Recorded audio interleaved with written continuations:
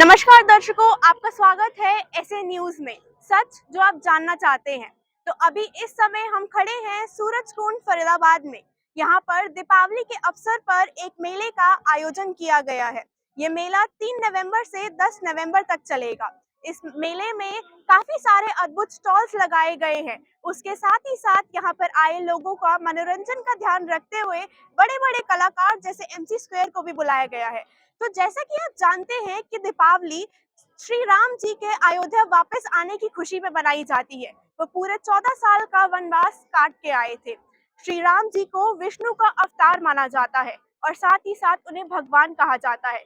तो चलिए दर्शकों, अंदर चलते हैं और अंदर आए लोगों से आध्यात्मिकता के बारे में कुछ जानकारी लेते हैं। तो आइए दर्शकों, हमें पहले एक दर्शक यहाँ पे मेला देखने आए हुए हैं, ये मिले हैं, इनसे बात करते हैं। नमस्कार सर, आपका नाम क्या है, आप कहाँ से हैं? मेरा नाम पूर्णेंदु कुमार श्रीवास्तव है। मैं दयाल बाग फरीदाबाद से हूँ। सर, हमने देखा है कि दीपावली के अवसर पे ये मेला मनाया जा रहा है, तो आप मेले के बारे में कुछ बताएंगे पहले हमें? यह मेला बहुत ही आनंददायक है और नॉलेज देने वाला है, बच्चों के लिए भी और जो विदेश से आए उनके लिए भी।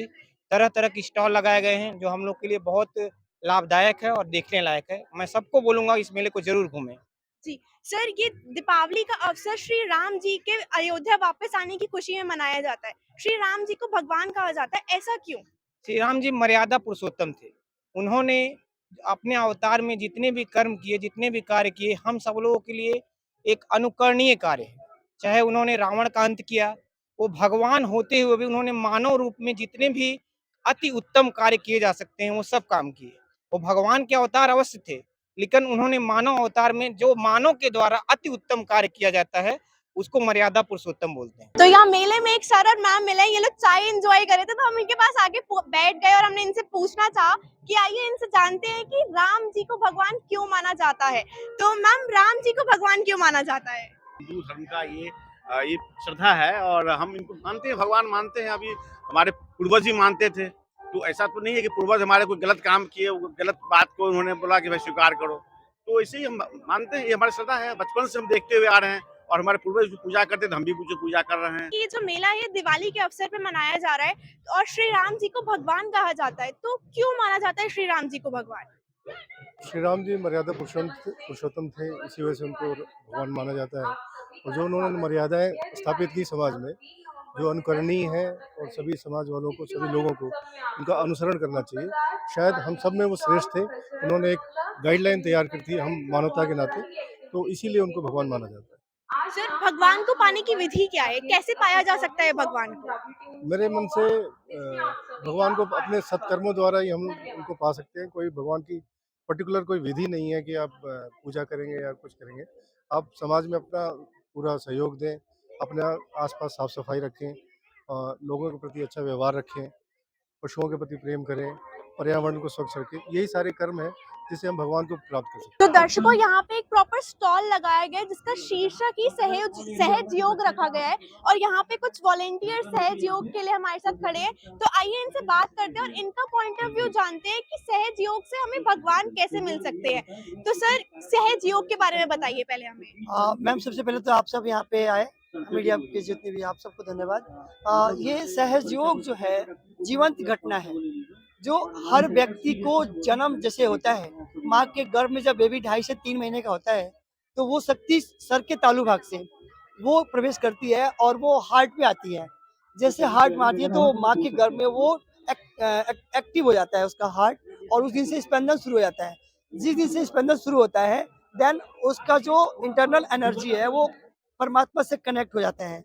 उसके बाद जैसे बच्चा जन्म लेता है, धरती पे आता है, तो उसका जो है 2.5 से 3 महीने तक वो प्योर होता है, परमात्मा से कनेक्ट होता है।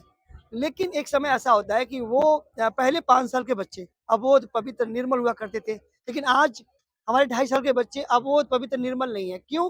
क्योंकि वो जो शक्ति है ना, जो कनेक्ट थे बच्चे पहले 5 साल तक, अब वो 2.5 साल के हो गए, क्योंकि वातावरण की नेगेटिव एनर्जी को ले रहे हैं। फिर वो उनकी जो एक्टिविटी है, जो सही और गलत का पहचान है, वो उनको जल्दी मिल गया कि वो कि रियल में सही क्या गलत क्या है। और वो 5 साल पहले हुआ करता था। लेकिन अब जो है सहज योग उसी कार्य को जो ऋषि मुनि योगी खंडोरों गुफाओं में जाके देते थे और वो खुद तपस्या करते थे और एक-एक चक्रों को जागृत करते थे ध्यान के माध्यम से, और वो परमात्मा को उस विधि से प्राप्त करते थे। उसमें कुछ लोग थे जैसे कि वशिष्ठ जी, वाल्मीकि जी, उन्होंने अपनी कुंडली जागृत करी और परमात्मा से कनेक्ट हो गए। उन्होंने राम को और लौ कुश को दिया। उसके बाद आप उन्होंने राम ने और इन्होंने आगे किसी को डिस्ट्रीब्यूट नहीं किया, दिया नहीं। लेकिन ये ऐसा क्यों सर, उन्होंने आगे क्यों नहीं दिया? क्योंकि वो प्रोसीजर उस समय यहाँ तक गया नहीं था। साइंस और ये सब चीजें बोलते हैं, साइंस और धार्मिक एक अलग नहीं है, धर्म और साइंस दोनों एक साथ चलता है। तो साइंस ने ये भी प्रूव किया कि उस समय एक गुरु प्राप्त कर सकता था, वो दे नहीं, एक ही को दे सकता था बस। लेकिन अब समय आ गया है कि घर बैठे आदमी एक दूसरे को दे सकता है। एक बच्चा यहाँ पे हजारों की संख्या में बैठा के हजारों की कुंडली जागृत कर सकता है, क्योंकि अब ये संभव हो चुका है कलयुग में। क्योंकि एक छोटी सी घटना बताऊं आपको, नल धनवंती अब कलयुग की घटना है, जो नल धनवंती को कलयुग ने विक्षोभ करा दिया। तो नल ने बोला कलयुग को कि कलयुग में ऐसा समय आएगा कि लोग एक दूसरे को काटेंगे, मारेंगे, पीटेंगे, सारे गलत काम होंगे, सारे गलत काम होंगे। और लेकिन कलयुग ने एक वर्ड बोला था मैम कि चाहे इस सृष्टि में कुछ भी हो, हे नल, चाहे कलयुग में कुछ भी हो, चाहे सारे गलत काम हो रहे हैं, लेकिन कलयुग में एक ऐसा समय आएगा कि लोग घर बैठे आत्म साक्षात्कार प्राप्त करेंगे। जो ऋषि मुनियों की खंडरों में करते थे, वो आज घर बैठे मिलेगा। तो क्या हमें गुरु बनाना चाहिए? नहीं, इसमें हम स्वयं के गुरु बनना चाहिए हमें। ये जो आप गुरु देख रहे हैं बाजार में, वो रियल में कोई गुरु नहीं है।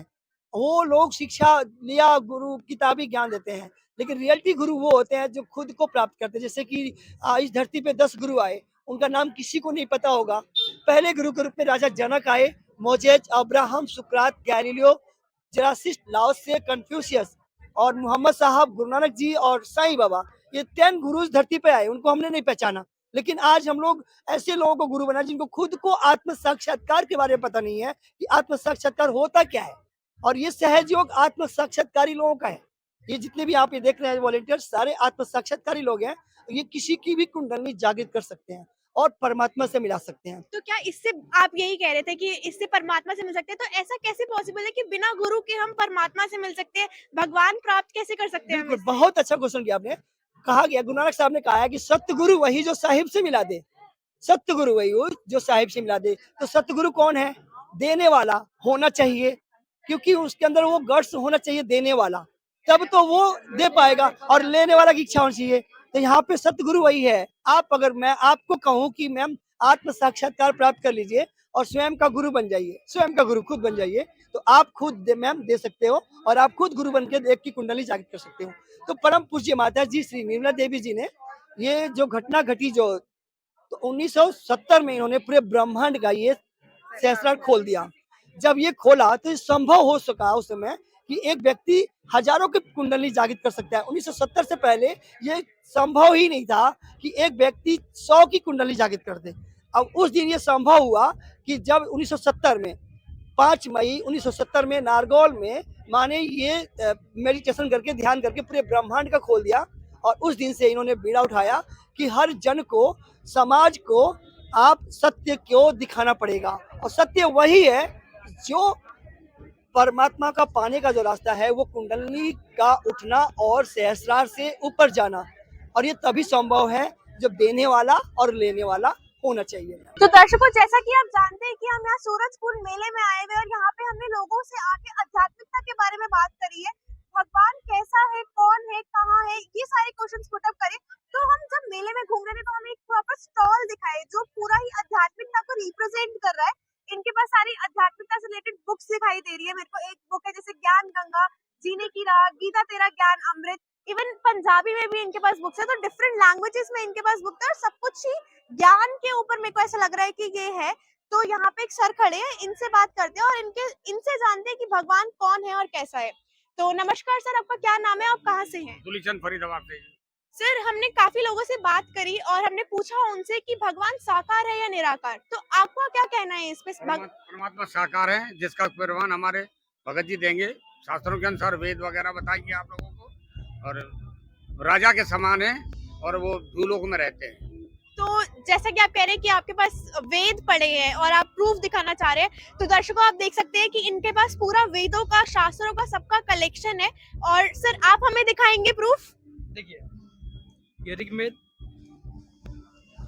हिंदी टीकाकरण है इसका, संस्कृत भी सीखी है। आप देखिए, यहाँ पे लिखा हुआ है कि वो प्राप्त प्रभु, प्रकाश स्वरूप, सद्गुणों की वृष्टि करने वाला, पापों के हरण करने वाला, वह राजा, देखिए राजा के समान दर्शनीय है। और वह पृथ्वी आदि लोकांतरों के चारों ओर शब्द समान हो रहा है।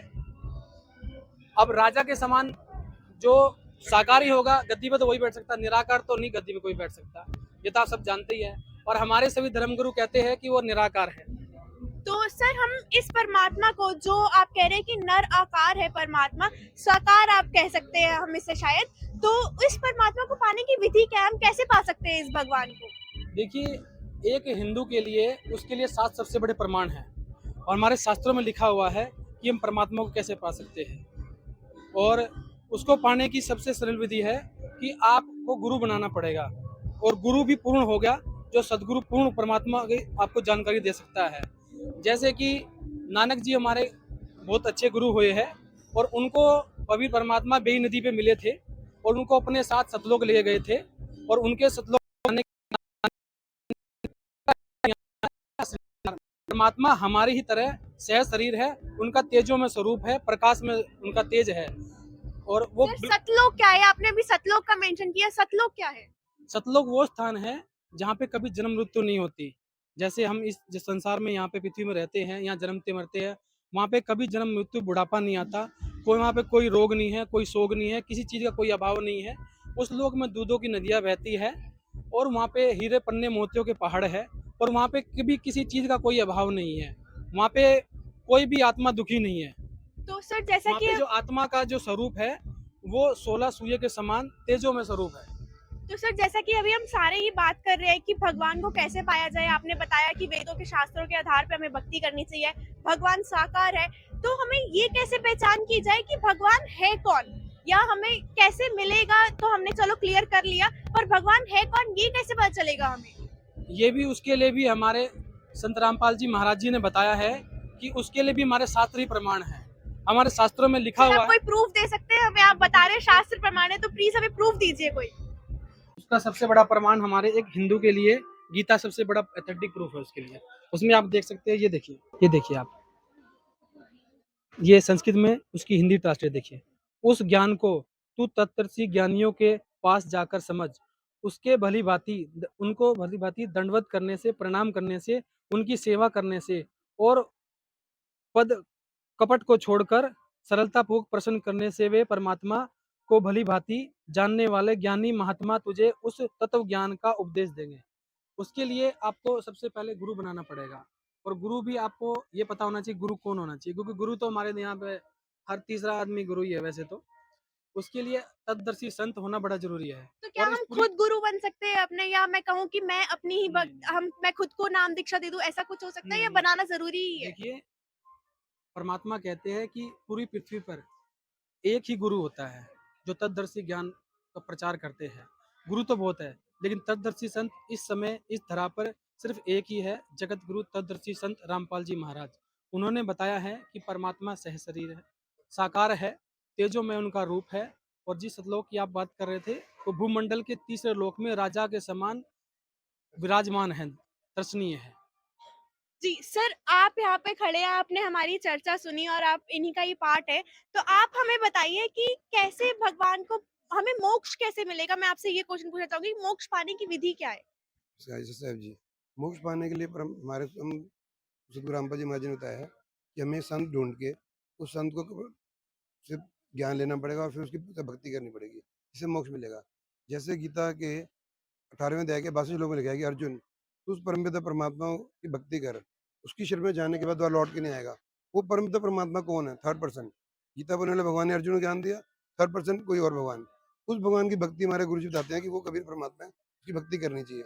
और जिन जिन संतों ने मोक्ष पाया, जिन्होंने भक्ति करी, उन सब ने ये बताया कि वे सब भगवान है, और उसकी भक्ति से मोक्ष मिलेगा हमें। जैसे मैं कोट कर रहा हूँ आपको, नानक जी से पूछा, यज्ञ अर्ज गुप्तम पेश तोदर कून करतार। नानक जी ने बोला, हक्का कबीर करीम तू बेऐब परवरदिगार, नानक बुगदोए जन तेरा तेरे चाकरा पाकाक। सत मतलब सत, हक्का मतलब सत, कबीर मतलब कबीर, तू बेऐब, तू ऐब नहीं है, परवरदिगार वो कबीर साहब हैं।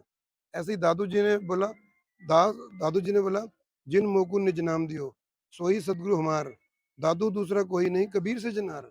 उस कबीर से जनार सच्ची को रचने वाले कबीर परमात्मा ने मेरे को मोक्ष दिया। मलुकदास जी ने बोला, दास मलूक सुलूक कहत है, खोजो खसम कबीर। मतलब उन्होंने कबीर का नाम लिया। और अगर आप गरीबदास जी महाराज जो छावनी में आए थे, उनकी वाणी है, हम नानक सुल्तानी तारे। अपनी वाणी में दादू जी को भी कोट किया, नानक जी को, मलुकदास जी की। नानक हम मतलब मैं गरीबदास जी, नानक, हम नानक सुल्तानी तारे, हम हमने दादू को उपदेश दिया, जाति जुलाहा भेद न पाया, काशी माहे कबीर हुआ। उन्हें पूरी बताया कि जो संत काशी में जुलाहे के रूप में कबीर साहब आए थे परमात्मा, जो आप कवि कबीर थे, आप उनकी बात कर रहे हैं? बिल्कुल, यस, एग्जैक्टली, उन्हीं की बात कर रहे हैं हम।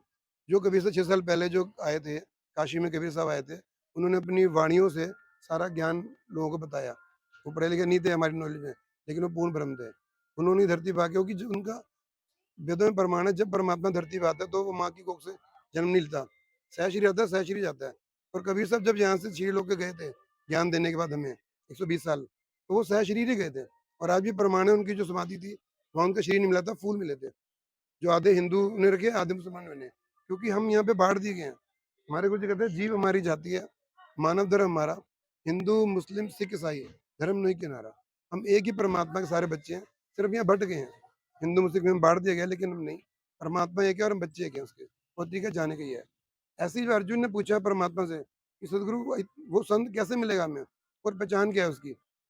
तो उन्होंने 15 अध्याय के पहले से 4 श्लोक में गीता बोलने वाले भगवान ने अर्जुन को बोला, अर्जुन, उदय मूलम अधे शाखम, ऊपर को जड़ वाला, नीचे को शाखा रूपी संसार रूपी वृक्ष की जो व्याख्या कर दे, वो परम संत है।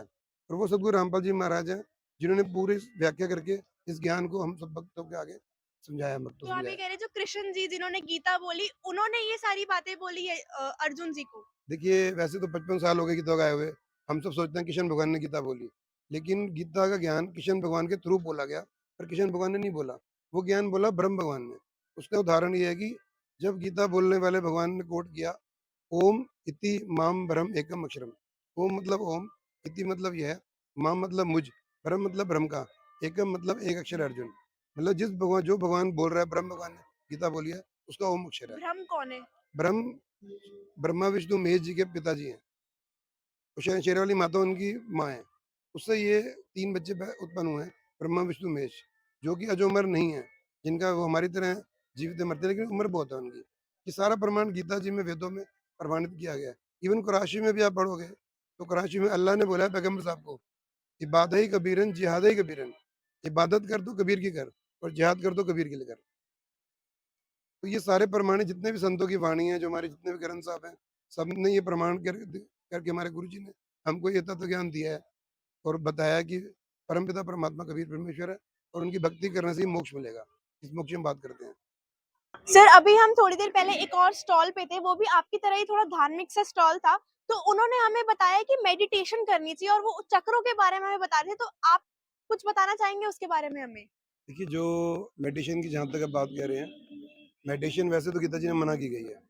गीता जी में बोला गया कि जब तप और व्रत ये मूर्ख लोग करते हैं, और अर्जुन तो युद्ध करते करते मेरा स्मरण कर तो मुझे प्राप्त होगा। आप बताइए, जब अर्जुन जब भगवान के कहने युद्ध करते करते स्मरण करेगा, मतलब ना जब करेगा ना मेडिटेशन कुछ नहीं कर सकता वो। तो जहाँ तक मेडिटेशन चक्र की बात करते हैं, चक्रों का मैं एक सेकंड दिखाता हूँ आपको। आप इस चक्र की बात कर रहे हैं? जी, यही ऐसा कुछ ही दिखा रहे थे ये वो। चक्र है ना, तो हमारे पूरे शरीर में जो है मूल चक्र है, वहाँ पर गणेश जी का वास है। स्वाद चक्र में ब्रह्मा सावित्री जी का, हृदय कंठ यहाँ पे नाभि कमल में विष्णु लक्ष्मी जी का, हृदय कमल में शंकर पार्वती का, कंठ कमल में शरणी माता का। ये हमारे 5 चक्र हैं। इन चक्रों के नाम हमें गुरु जी देते हैं, पहले 5 नाम देते हैं हमें। उनसे इन भगवानों के हम मंत्र जाप करते हैं, जिससे हमारी कुंडली जागृत होती है। लोग कहते हैं मेडिटेशन करके कुंडली जागृत कभी नहीं हो सकती, किसी कीमत पर हो सकती है। करोड़ जन्म कर ले, उनकी जागृत कुंडली नहीं हो सकती। जो बता रहे हैं ना आपको, उन्हें कुंडली जागृत की बताई होगी आपको, कुंडली जागृत होगी, जी, यही बता रहे ऐसा थे कुछ नहीं होता, बिल्कुल झूठ है, ये गलत है। कबीर साहब, जितने संतों ने परमात्मा को पाया, जिन संतों की वाणियाँ हैं, सब में ये प्रमाणित हमारे पास है। हम आपको और भी ग्रंथ बोल रहे हैं, सबसे प्रमाणित दिखा सकते हैं, अभी टाइम की शायद आपके पास शॉर्टेज होगी, जी। तो ये उसके करने का तरीका गलत बता रहे हैं आपको। हम हमारे गुरु जी को जो कबीर साहब ज्ञान है, वो सूक्ष्म ज्ञान, वेद में जो ज्ञान है, वो कहते इन सब भगवानों का वास है। हमें सब भगवानों के मंत्र मिलते हैं, 5 नाम। 4 महीने के बाद कुंडली जागृत रहती है। इसलिए जो भी भगत आत्मा जो हमारे गुरु जी के तो लोग कबीर प्रमाण भक्ति करते हैं, उनसे नाम लेते हैं, उनका जो श्वास जाता है ऊपर से निकलता है, उनका नीचे टट्टी शाम नहीं निकलता, क्योंकि हमारी कुंडली जागृत हो जाती है, जागृत ना होने से वो नीचे निकलता है। तो ये जो चक्र की बात करते हैं, इनको अधूरा ज्ञान है, पूर्ण ज्ञान नहीं है। ये एक्चुअली चक्कर का सिस्टम ये वाला है इसका, ठीक है ना जी। तो मेडिटेशन, हमें मेडिटेशन करनी चाहिए। मेडिटेशन होती है हमारे दिल में, जैसे मैं यहाँ घूम रहा हूँ लेकिन मेरा ध्यान परमात्मा के चरणों में है, मुझे भक्ति करनी है, मुझे पाप नहीं, ये मेडिटेशन ऐसे होती है, ध्यान वाली भक्ति। बैठ के ध्यान लगाना, आंख बंद करके ये नहीं करनी। नानक जी ने बोला है, सोई सदगुरु पूरा गावे, जो नैनन अलग दिखावे। जो आंख खोल के भगवान को दिखाए आपको, आंख ना मूंदे, नाक ना रूंदे, आंख मूंदना, आंख बंद करना, ना की बता कान बंद करना, ये ना करे। जो नैनन अलग दिखावे, सोई सदगुरु पूरा गावे। ढोल बाजा चिमटा न खड़कावे, जो नैनन अलग दिखावे, सोई सदगुरु पूरा गावे। तो इन संतों ने वाणियों में सब कुछ प्रमाणित ज्ञान दे रखा है, क्योंकि इन्होंने इनको सदगुरु नहीं मिले, तब तो जैसी जगत गुरु संत नहीं मिले, इसलिए ये अधूरा ज्ञान लोगों को बता रहे हैं, जो कि बिल्कुल गलत है और भगत समाज को भ्रमित किया जा रहा है। जी धन्यवाद सर, हमें आपसे बात करके और आपके विचार जान के बहुत ही अच्छा लगा। धन्यवाद। तो दर्शकों, आपने देखा कि किस प्रकार से यहाँ पे जो भी वॉलेंटियर्स थे, ये संत रामपाल जी महाराज जी के भगत हैं और इनके पास सारे वेद शास्त्र सब कुछ थे। इन्होंने सब में से हमें प्रमाण दिखाया कि पूर्ण परमात्मा कौन है, हमें किसकी भक्ति करनी चाहिए, भगवान साकार है या निराकार। तो दर्शकों, ये स्टॉल नंबर F45 है। मैं आपको दिखाना चाहूंगी कि ये स्टॉल नंबर FC45 है। तो यहाँ पे जरूर आइए। ये सूरजकुंड मेला फरीदाबाद में ये स्टॉल लगा हुआ है, तो यहाँ पे जरूर आइएगा, इनकी पुस्तकें देखिएगा, इनका ज्ञान समझिएगा और बाकी जैसा आपको सही लगे आप उसके तरीके से जो शास्त्र बता रहे हैं, मुझे ऐसा लगता है कि हमें शास्त्रों के आधार पर ही भक्ति करनी चाहिए। तो ऐसी ही तमाम खबरों के लिए हमारे साथ जुड़े रहिए ऐसे न्यूज़ चैनल।